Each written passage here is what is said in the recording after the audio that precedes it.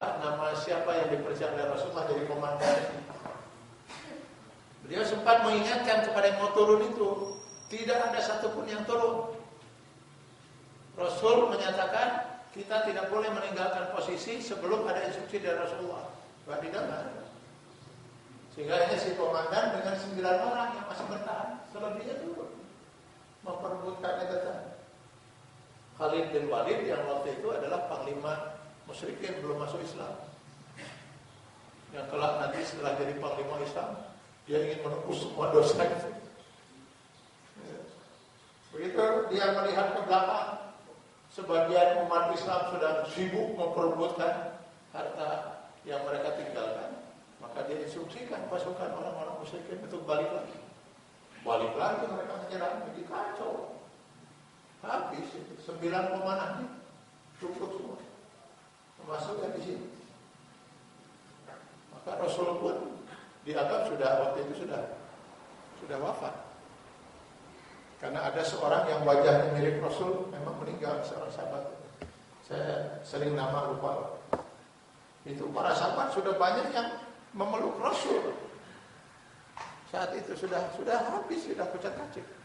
Jadi banyak orang juga lagi membela Rasul, sudah percuma. Dengan membela begini sudah nggak akan mungkin. Yang ada adalah mereka peluk saja Rasulullah, membiarkan punggung mereka tuh dilembing, sampai akhirnya wafat dan lepas dari situ ganti oleh yang satu lagi. Seperti itu aja bergantian gugurnya para sahabat itu. Rasul pun dilindungi, Pak. Boro-boro melindungi orang lain, melindungi diri sendiri pun nggak bisa. Itu yang Allah ajarkan pada Rasul.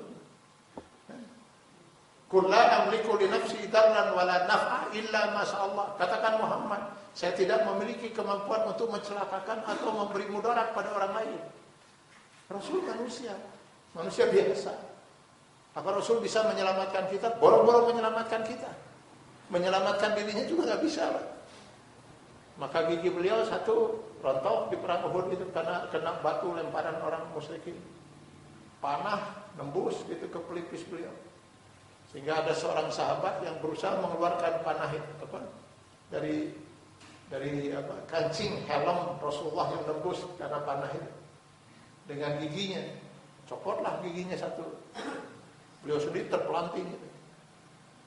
Keluarkan lagi kancing yang satu lagi, copot lagi satu giginya itu. Sehingga omponglah 2 gigi depannya. Sahabat inilah yang kemudian dijuluki Rasul si ompong ahli surga. Karena mengeluarkan kenapa Rasulullah? Kenapa Allah tidak lindungi? Segoreng-goreng orang musyrikin kan masih tetap bagus orang mukmin. Katakanlah ada sebagian orang mukmin khianat, sekhianat-khianatnya orang mukmin, sagoreng patutnya orang muslim itu lebih naonnya. Saya punya keyakinan ini nggak boleh diganggu keyakinan saya oleh siapapun, Pak. Kalau ada seorang muslim anu goreng patut akhlaknya, itu jauh lebih mulia daripada orang kafir anu pangsolehna. Orang kafir pangsolehna itu kemana? Ya, soleh keyakinan mana gitu. Ayah orang kafir anu pangsoleh-solehna, itu nggak akan pernah lebih bagus daripada orang muslim anu pang goreng patutnya. Kenapa? Ya, kekufuran itu sudah fatal. Lalu kenapa Allah tidak tolong orang-orang mukmin itu? Ya, kalau Allah kemudian masih juga menolong orang mukmin, padahal orang mukmin itu sudah tidak mengikuti instruksi Rasul, sudah tidak di jalan yang benar yang diridhoi Allah. Besok lusa orang mukmin tidak ada lagi yang taat mungkin. Kalau kita tidak taat juga Allah akan menolong kita. Silakan. Di zaman Rasul saja Allah buktikan. Allah tidak akan membela orang mukmin kalau dia sudah salah. Kenapa orang kafir malah jadi menang? Kalau sudah orang kafir juga tidak akan dibela oleh Allah. Sekarang dua-duanya sama-sama tidak bela, maka mau kuat mana? Tidak ada pilihan kalau kita ingin dibela Allah, itu harus berada di jalan Allah, Pak. Jangan berharap Allah akan membela kita kalau kita tidak di jalan Allah. Ya tapi kan kita bagaimanapun lebih baik dari orang kafir. Ya, kalau mengges orang kafir sudah pasti tidak akan dibela oleh Allah. Kita juga kalau salah tidak akan dibela oleh Allah. Lalu yang menang mana? Nah, tinggal diaradoin kuat menang.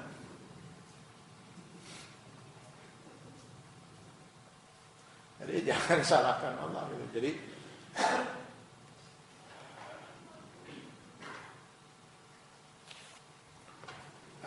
dari dalam hadis yang lain dari Ibnu Abbas radhiyallahu an, Rasulullah SAW bersabda, yadkhulu min ummati sab'una alfan min ghairi hisab. Akan masuk dari umatku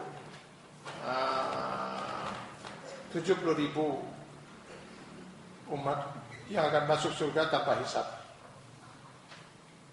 Di antaranya adalah mereka yang wa ala rabbihim yatawakkalun, yang kepada Allah mereka bertawakal.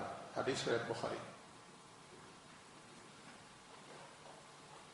Masih hadis riwayat Bukhari dari Ibnu Abbas radhiyallahu anhuma, beliau berkata, hasbunallah wa ni'mal wakil. Qala Ibrahim sallallahu alaihi wasallam hina ulqiya finnar. Hasbunallah wa ni'mal wakil. Biarlah Allah yang memperhitungkan, nanti kita menyerahkan diri pada Allah dan kepadanya kita bertawakal. Ucapan ini diucapkan oleh Nabi Ibrahim alaihissalam ketika dia akan dicampakkan ke dalam api. Sebelum dicampakkan itu ucapan Nabi Ibrahim, hasbunallah wa ni'mal wakil. Berserah pada Allah dan bertawakal. Kalimat yang sama juga pernah diucapkan Muhammad sallallahu alaihi wasallam hina qalu, ketika dikatakan kepada Nabi Muhammad, innan nas qad jama'u lakum fakhshawhum fazadahum imana wa qalu hasbunallah wa ni'mal wakil. Ini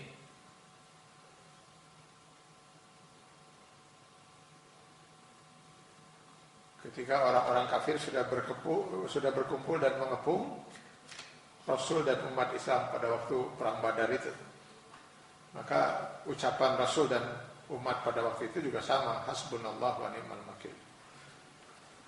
Nah, semua ini seperti yang saya katakan adalah bahwa tawakal yang dimaksud adalah tawakalnya hati kita kepada Allah, menyerah pada Allah setelah anggota tubuh kita dengan segala potensi yang Allah berikan itu berusaha semaksimal mungkin. Barulah kita berserah diri kepada Allah. Nah, yang kita serahkan apa? Ya usaha itu. Jadi yang mau menghadapi ujian sok dialajar heula karek tawakal.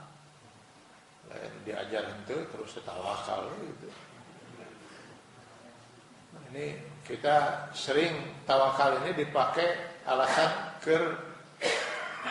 kedul untuk malas. Seorang istri kesel lihat suaminya tuh nggak kerja-kerja, nggak ada usaha gitu.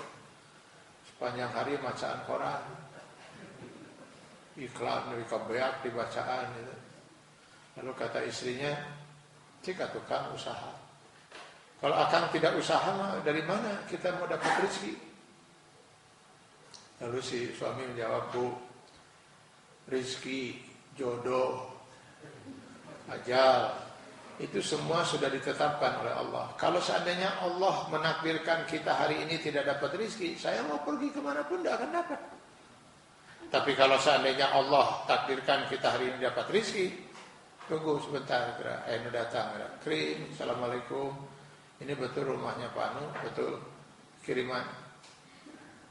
Oh, takdir tetap. Makanya sing tawakal ya bola, cakoran di.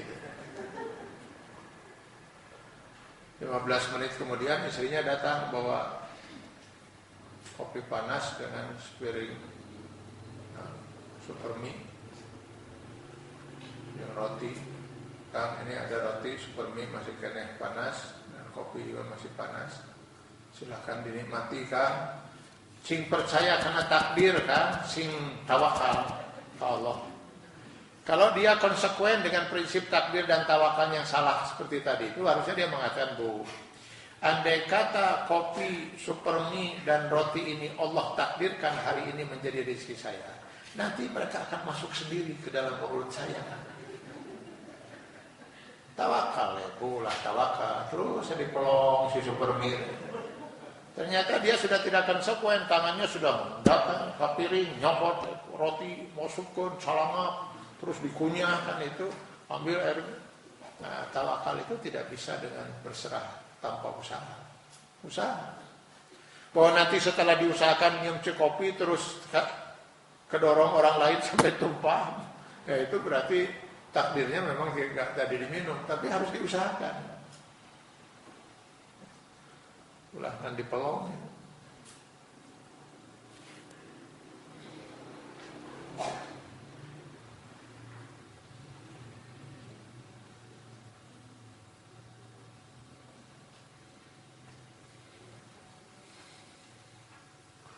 Lalu di dalam ayat selanjutnya, ini karena tanggung ini kita habiskan. Allah Subhanahu wa taala memberikan bukti, hujjah, dalil, ya. Untuk lebih memperkuat keyakinan umat Islam dan menyadarkan orang-orang kafir bahwa kewajiban bertawakal itu hanya kepada Allah. Tidak boleh kita menggantungkan harapan kepada selain Allah, karena tidak ada yang bisa menolong kita kecuali Allah. Seperti saya katakan tadi, tidak ada makhluk apapun, siapapun, malaikat, jin, manusia itu bahkan Rasul sekalipun tidak ada yang bisa menolong kita kecuali Allah. Makanya iyyaka na'budu wa iyyaka nasta'in. Hanya kepadamu kami mengabdi, hanya kepadamu kami memohon pertolongan, tidak ke siapapun. Karena memang tidak ada siapapun yang bisa menolong kita. Dokter hanya berusaha mengobati kita, yang bisa menolong kita menjadi sembuh hanya Allah. Ya, itu. Maka Allah kemudian menyatakan pada Rasul, "Qul ara'aitum in asbaha ma'ukum ghaura, faman ya'tikum bima'in ma'in." Katakan Muhammad, bagaimana pendapatmu seandainya sumber air yang menjadi tempat sumber kehidupan mereka selama ini kering, dibuat kering oleh Allah gitu. Jadi menyerap ke dalam tanah sehingga sudah tidak ada lagi sumber air, baik sungai dan lain sebagainya, sumur dan seterusnya. Faman ya'tikum bima'in ma'in. Tentu ini lebih tepat ya untuk Allah nyatakan pada saat itu, pada saat pertama kali Al-Quran turun. Karena Al-Quran pertama kali turun di Arab, sebuah tempat yang di sekelilingnya adalah padang pasir, yang paling masalah itu adalah air. Jadi kalau oase yang ada itu kemudian Allah buat menjadi kering, lalu kalian mau gimana? Ini upaya untuk menyadarkan siapa yang bisa mendatangkan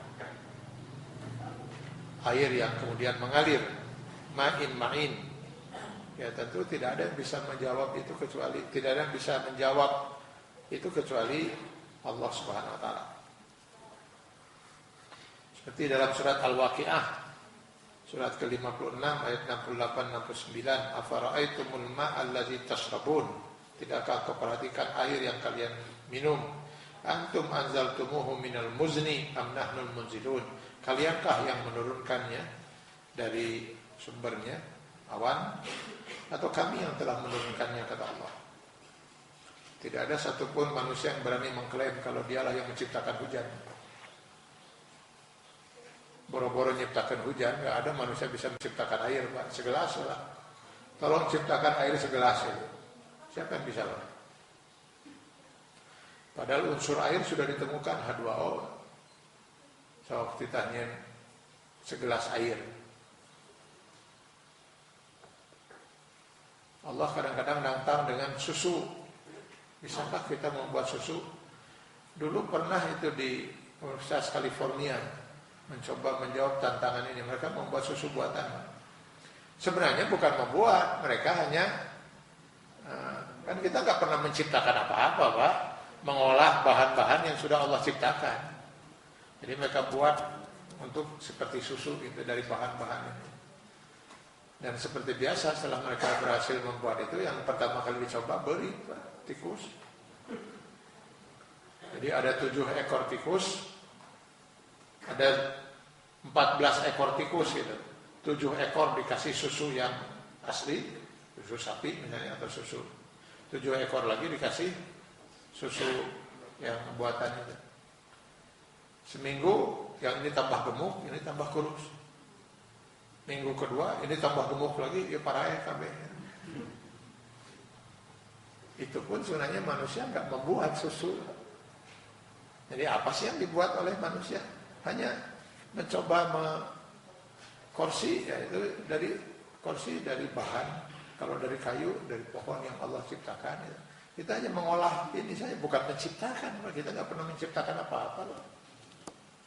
Menciptakan air, kita nggak pernah bisa kita.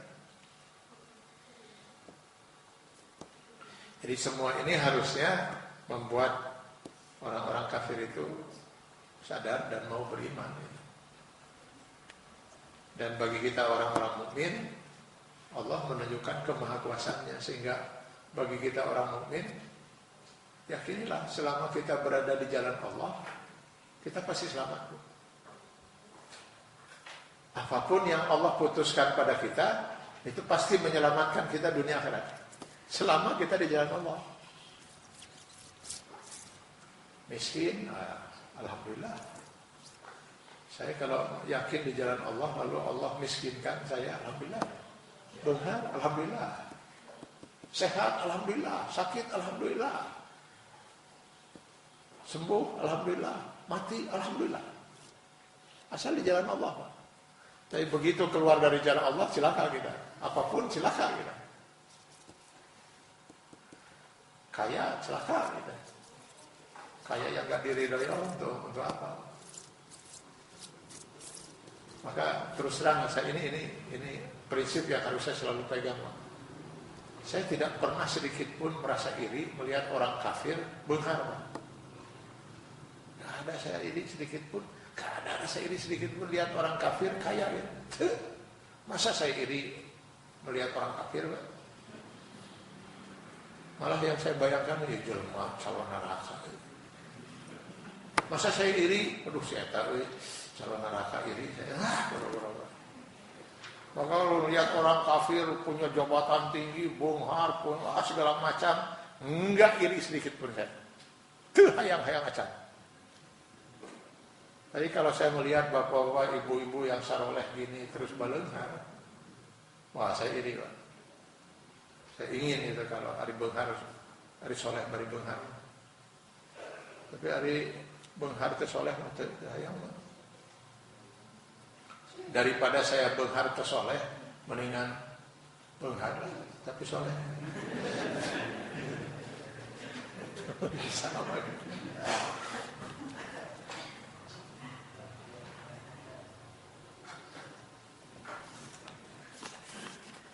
Bapak Ibu yang saya hormati, habis sudah bahasan kita di Quran surat Tabarak, surat Mulk, surat ke-67. Nah, mudah-mudahan kita pada pertemuan yang akan datang beralih ke surat berikutnya. Dan insya Allah banyak sudah yang bisa kita ambil pelajaran di Quran surat Tabarak ini, surat Al-Mulk ini. Sangat banyak insya Allah. Mudah-mudahan ini tidak terus berlalu begitu saja, tapi ada hal-hal yang kita ambil untuk kita jadikan sebagai prinsip dalam kehidupan kita untuk keselamatan dunia dan akhirat kita. Mudah-mudahan Allah terus memberkahi kita dan insyaallah kita bertemu Senin yang akan datang atau hari Sabtu. Kita Sabtu masih membahas Quran surat Al-Baqarah 208. Karena pada pertemuan yang lalu kita hanya sempat setengah ayat, 2 jam setengah ayat. Karena memang kita sedang membahas satu yang sangat prinsip, yaitu yang sudah lama kita tinggalkan sebagai orang yang mengaku mukmin, yaitu untuk masuk ke dalam Islam secara totalitas yang diperintahkan Allah dalam ayat itu. Ya ayyuhallazina amanu udkhulu fis silmi kafah. di mana para ahli tafsir mengartikan udkhulu fi silmi kafah di sini dua. Pertama, manusianya harus masuk secara kafah. Artinya kita harus berupaya terus mengajak orang agar bersama-sama untuk masuk Islam. Semuanya, semua orang kalau bisa masuk Islam, itu kafah yang pertama. Karena dengan orang tidak masuk Islam, maka kita rugi. Kita rugi karena dengan dia tidak Islam, pasti dia siap melakukan apa saja yang juga bisa merugikan kita. Kalau kita ingin tidak rugi, ya mereka harus masuk Islam. Tapi setelah masuk Islam semuanya juga gak akan menjamin kita tidak rugi, Pak. Maka pengertian fisil nikah yang kedua adalah masing-masing juga harus masuk ajaran Islam secara kafah. Jadi tidak separuh-paruh gitu. Jadi jangan Islamnya hanya di masjid saja. Saat sholat, saat saum, saat haji. Sementara di kantor sudah gak kelihatan lagi dia muslim. Di pasar gak kelihatan lagi dia muslim. Dalam rumah tangganya gak menggambarkan rumah tangga yang muslim. Jadi dia harus kafah. Ucapan, perbuatan, sikap, tindakan per detik itu harus menggambarkan dia sebagai seorang muslim. Tetapi kenapa itu susah sekali untuk masuk Islam secara kafah atau melaksanakan ajaran Islam secara kafah? Karena itu yang mau kita bahas pada Sabtu yang akan datang. Diingatkan, wala tattabi'u khutuwatis syaitan innahu lakum aduwwun mubin. Ada yang menghalangi kita untuk bisa kafah. Setan yang mana? Ya baik setan dalam bentuk jin maupun manusia. Nah, itu yang akan kita bahas Sabtu yang akan datang. Kalau ada kesempatan kita sama-sama membahasnya di hari Sabtu insyaallah. Semoga Allah memberkahi kita sekalian. Aku berdoa, astagfirullah li wa lakum. Assalamualaikum warahmatullahi wabarakatuh.